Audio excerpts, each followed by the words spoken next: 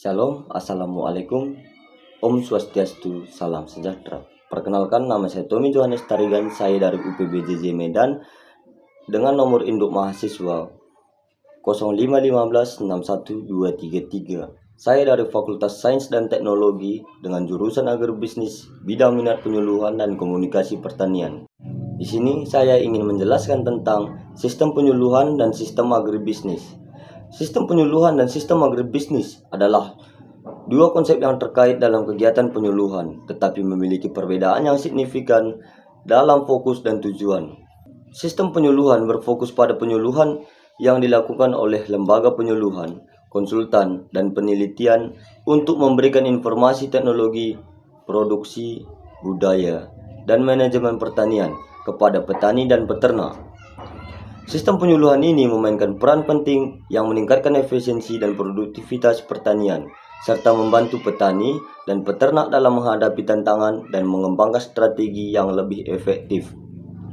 Sebaliknya, sistem agribisnis adalah sebuah sistem yang mencakup semua rantai produksi, pengolahan, dan pemasaran hasil pertanian. Sistem agribisnis ini meliputi subsistem hulu yang melibatkan penggandaan dan penyaluran sarana produksi, subsistem tengah yang melibatkan produksi dan pengolahan, serta subsistem hilir yang melibatkan pemasaran dan pengolahan produk pertanian, serta mempengaruhi keberhasilan agribisnis secara keseluruhan. Perbedaan utama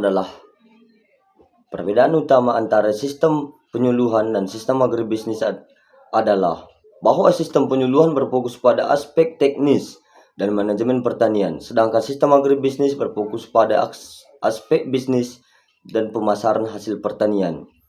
Sistem penyuluhan memainkan peran pendukung dan meningkatkan efisiensi dan produktivitas pertanian.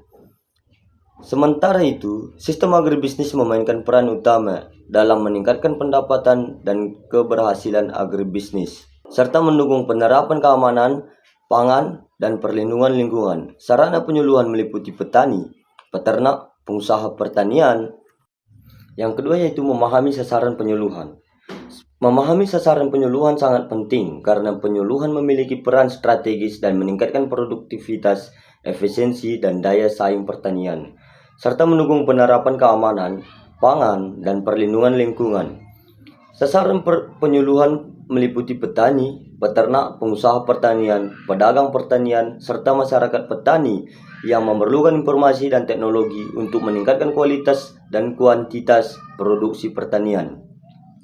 Dengan memahami sasaran penyuluhan dapat lebih efektif dalam memberikan informasi dan bantuan yang sesuai dengan kebutuhan dan kondisi masyarakat petani, sehingga dapat meningkatkan kemampuan petani untuk mengelola usaha pertanian yang lebih baik dan meningkatkan kesejahteraan masyarakat petani. Dan yang terakhir, apakah kegiatan penyuluhan merupakan suatu bentuk organisasi? Jelaskan alasannya. Kegiatan penyuluhan dapat dianggap sebagai suatu bentuk organisasi karena memiliki beberapa ciri yang umum ditemukan dalam definisi organisasi. Berikut adalah beberapa alasan yang mendukung pernyataan ini. Keterkaitan tujuan.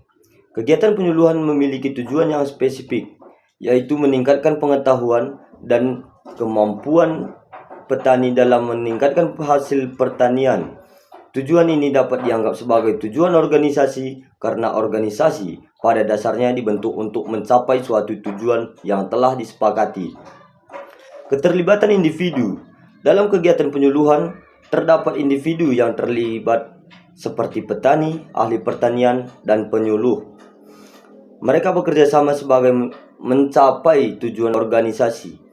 Dalam bentuk hal ini, dalam kegiatan penyuluhan, terdapat struktur hal yang hierarki yang jelas.